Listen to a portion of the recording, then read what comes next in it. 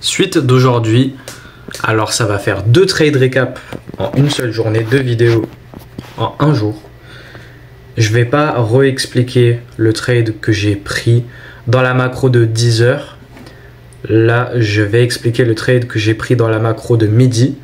Alors j'ai failli rater le trade parce que après ce trade là, je faisais un peu autre chose. J'étais plus trop sur les graphiques. Alors que mon setup c'est rare, mais avec mon modèle, il peut y avoir un deuxième setup en session PM si je prends un trade déjà en session AM. Et j'ai pu avoir une entrée heureusement. Et même si au final j'ai perdu et je suis pas allé au break-even pour protéger ma position parce que le prix il pouvait revenir pour continuer, j'ai pas voulu mettre le break-even et je n'avais pas à mettre le break-even et c'est une de ces pertes probabilistes. Et puis là le prix il fait plus rien du tout.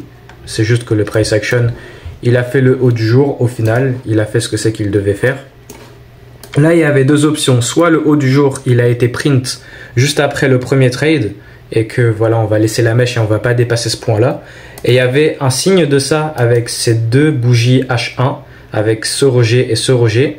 Mais il y a deux options, soit du coup c'est un réel rejet et que le haut du jour il se fait print là sur ce swing high qui s'est fait, ou alors on va venir remplir ces mèches et continuer plus haut sur la journée, continuer la tendance bullish. Et alors sur H1 sur le 1 heure, le premier trade il est vraiment magnifique. Je poursuis un peu la sauce que je disais dans la vidéo d'avant, que il y a juste à rien faire en fait. Tant que ton setup il est pas là, il n'y a rien à faire. Et là mon modèle s'est présenté 2 fois aujourd'hui, donc je suis intervenu. Et alors pour la suite, voilà, j'ai suivi ce MMBM à l'intérieur ici. Et là pour la suite, il y a ce gap H1, on est venu dedans. Il y a aussi cette breaker, mais qui n'a toujours pas été faite. Là maintenant elle est faite avec cette clôture au-dessus, mais c'est un breaker candidat. C'est un futur potentiel breaker, en mode c'est un breaker avant même qu'il soit un breaker. Mais sur le 15 minutes on le voit mieux. Voilà, on est à l'intérieur de ce breaker ici. Mais c'est pas trop ça l'importance. On est donc venu dans le gap H1. En réalité ça c'est l'ouverture du gap H1 qui est aussi une sweep interne. Oh, je dois corriger ça, c'est une dinguerie. Ça là, sur le côté. Je suis beau de profil ou pas? J'ai l'impression, c'est trop bizarre de profil. Ah là, je me défonce les yeux à les tourner, mais... Je dois corriger ça là. Ça au-dessus, ça c'est bien.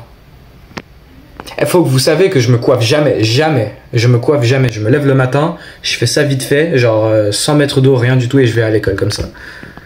Alors que je sais très bien, il y en a, ils se font chier le matin et tout. Moi, je fais rien du tout, j'ai de la chance. Alors, voilà, le gap H1, on entre dedans, mais c'est aussi le sweep interne, ici. Et là, on a quoi? BC 15 minutes, BPR 15 minutes, sweep interne. Et ça, ce premier trade, c'était le style de trade Inception pour faire un MMBM sur le retournement, la SMR. Et là, c'est un trade de continuation, donc le scénario que je veux où on fait une prise interne. Il y a deux types de setup avec mon modèle. Et on avait le type numéro 1 et le type numéro 2. Et alors, sweep interne 15 minutes, pas de clôture. Gap H1, qui est aussi une petite sweep interne. SMT divergence entre les bas. Gap, breaker. Ça, c'est la nouvelle ERL. La ERL, avant, elle était là. On a fait la MMBM. Le MMBM. Et là, on décale. Et puis, sur le 5 minutes.